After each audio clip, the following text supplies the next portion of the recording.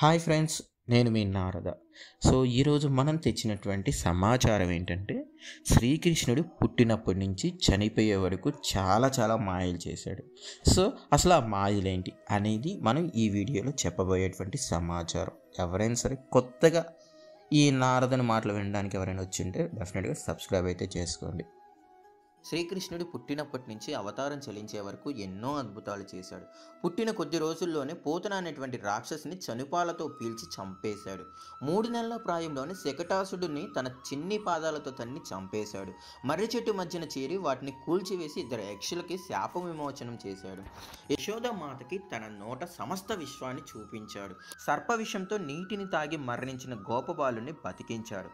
కాలేయంపై నృత్యం చేసి తన శక్తిని అపహరించి దాన్ని దూరసాగరాలకు తరిమేశాడు. యమునిలో మునిగిపోకుండా వరుణు నుండి నందిని రక్షించాడు. గోకుల వాసులకి వైకుంఠాన్ని చూపించాడు. 7 ఏళ్ల ప్రాయంలోనే 7 అహోరాత్రులు గోవర్ధనగిరిని నెత్తిన పెట్టుకుని గోకులని ప్రళయకాల వృష్టి నుంచి కాపాడాడు ఆ కృష్ణ పరమాత్ముడు. అది ఫ్రెండ్స్, ఈరోజు ఈ నారద మీకు తెచ్చినటువంటి సమాచారం. ఇక్కడితో ఈ సమాచారం ఇంతటితో సెలవు. And thank you for your loving and supporting.